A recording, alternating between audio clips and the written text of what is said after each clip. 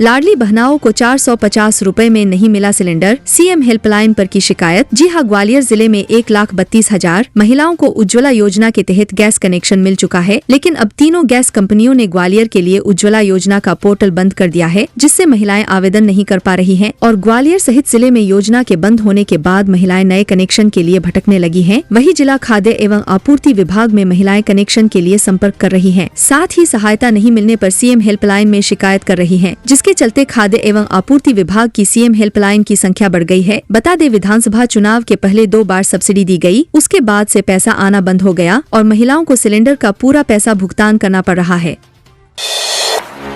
गुना में सड़कों की दुर्दशा देख बिगड़ा सिंधिया का मूड, कलेक्टर को लगाई फटकार। ज्योतिरादित्य सिंधिया के गुना शिवपुरी संसदीय क्षेत्र में कई जगहों पर सड़कों का बुरा हाल है और गहरे गड्ढे सड़कों पर दिखाई दे रहे हैं, जो आम लोगों के लिए हर दिन मुसीबत खड़ी कर रहे हैं। यह जानकारी मिलने पर सिंधिया ने कलेक्टर की फटकार लगाई, तो वहीं दिग्विजय सिंह ने एक्स पर पोस्ट करके सिंधिया के संसदीय क्षेत्र में खराब सड़कों का मुद्दा उठाकर चुटकी ली है। बता दें, गुना में सड़कों की बदहाली बड़ा मुद्दा बना हुआ है और संसदीय क्षेत्र में बदहाल सड़कों को देखकर खुद केंद्रीय मंत्री ज्योतिरादित्य सिंधिया नाराज हैं। ज्योतिरादित्य सिंधिया ने सख्त लहजे में कलेक्टर को निर्देश दिए हैं कि गुणवत्ता से समझौता नहीं किया जाएगा और खराब काम करने वाले ठेकेदार को तत्काल ब्लैकलिस्ट किया जाएगा। वहीं ज्योतिरादित्य सिंधिया ने कलेक्टर सत्येंद्र सिंह से कहा कि इस बात को नोट कर लीजिए।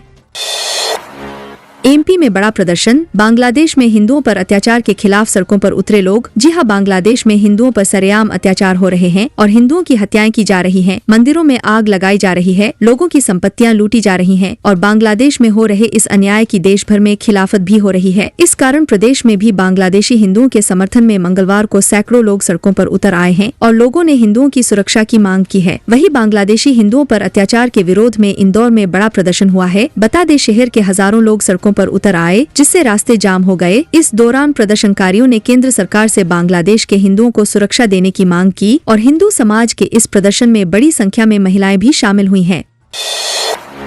खजराना गणेश जी को बांधी जाएगी दुनिया की सबसे बड़ी राखी। जी हां, दुनिया की सबसे बड़ी राखी इंदौर में बनाई जा रही है, जो रक्षाबंधन के दिन खजराना गणेश जी को अर्पित की जाएगी। इसे बनाने वाली समिति का दावा है कि यह 169 वर्ग फीट यानी 13 बाय 13 वर्ग फीट की है। इसकी डोर 101 मीटर है। बता दें, दोपहर 3 बजे यह राखी गणेश जी को चढ़ाई जाएगी। वही संस्था के राजेश बिड़कर व राहुल शर्मा ने बताया कि समिति 7वीं बार इस तरह की राखी का निर्माण कर रही है और हर साल इसका आकार 1-1 फीट बढ़ाते हैं। वही इस बार वर्ल्ड बुक ऑफ रिकॉर्ड की टीम को आमंत्रित किया है। यह राखी रक्षाबंधन से जन्माष्टमी तक भक्तों के दर्शन के लिए खजराना गणेश मंदिर में ही रखी जाएगी। वही भक्त अपनी राखी लाकर इस बड़ी राखी की डोर पर बांध सकते हैं। इस दौरान सभी को ऑनलाइन सर्टिफिकेट दिए जाएंगे।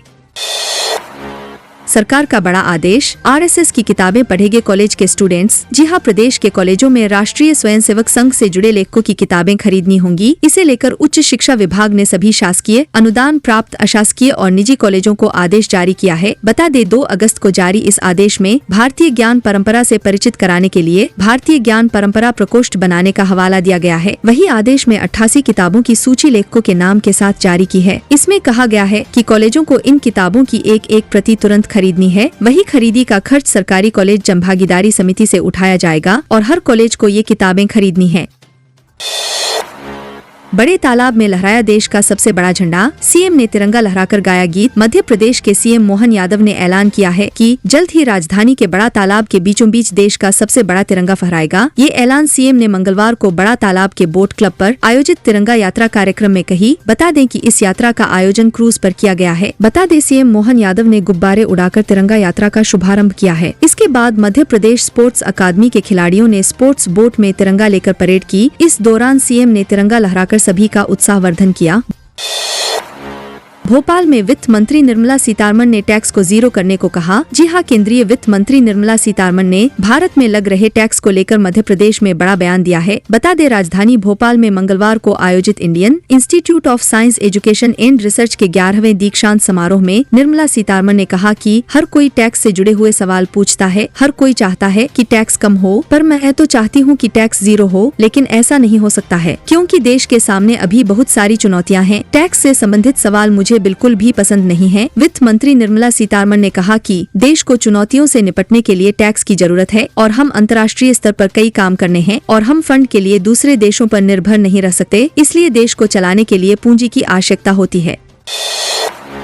दिग्विजय सिंह पर 1 और FIR केस दर्ज कराने भिंड के लाहौर थाने में की गई शिकायत। मध्य प्रदेश में कांग्रेस के वरिष्ठ नेता, प्रदेश के पूर्व CM और राज्यसभा सांसद दिग्विजय सिंह पर 1 और FIR दर्ज हो सकती है। कांग्रेस नेता पर केस दर्ज कराने के लिए विश्व हिंदू परिषद VHP ने पुलिस में शिकायत की है। बता दें, VHP ने दिग्विजय सिंह पर हिंदुओं को अपमानित करने का आरोप लगाया है। दरअसल पिछले दिनों दिग्विजय सिंह ने कहा था कि मुसलमानों के घर पर ही बुलडोजर क्यों चलते हैं, हिंदुओं के घरों पर क्यों नहीं। दिग्विजय सिंह के इसी बयान को आधार बनाते हुए VHP ने उन पर FIR दर्ज करने की मांग की है और VHP ने दिग्विजय सिंह पर हिंदुओं को अपमानित करने का आरोप लगाते हुए पुलिस को शिकायत की है।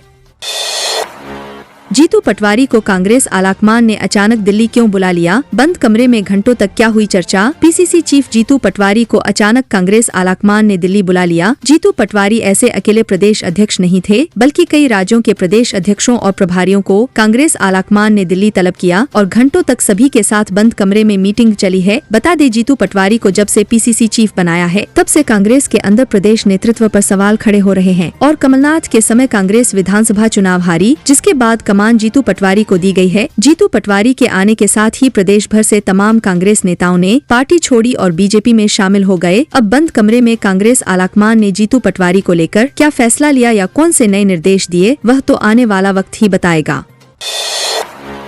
ज्योतिरादित्य सिंधिया ने खुली छूट देकर अफसरों से कहा, हर हफ्ते मेरी टेबल पर रखो एक्शन रिपोर्ट। मध्य प्रदेश की गुना शिवपुरी सीट से सांसद और केंद्र सरकार में मंत्री ज्योतिरादित्य सिंधिया इन दिनों एक्शन अवतार में हैं। बता दें, 3 दिवसीय दौरे पर गुना शिवपुरी आए ज्योतिरादित्य सिंधिया ने अशोकनगर में जिले के अफसरों को खुली छूट देते हुए साफ साफ कहा है कि भू माफियाओं को किसी भी कीमत पर बर्दाश्त नहीं करना है और वो चाहे जो भी हो उन्हें जड़ से मिटा देना है। आगे अशोकनगर में कलेक्ट्रेट में बैठक के दौरान सिंधिया ने जिले के सभी SDM को सरकारी भूमि के साथ ही प्राइवेट भूमि को भी भू माफियाओं से मुक्त कराने के निर्देश दिए हैं।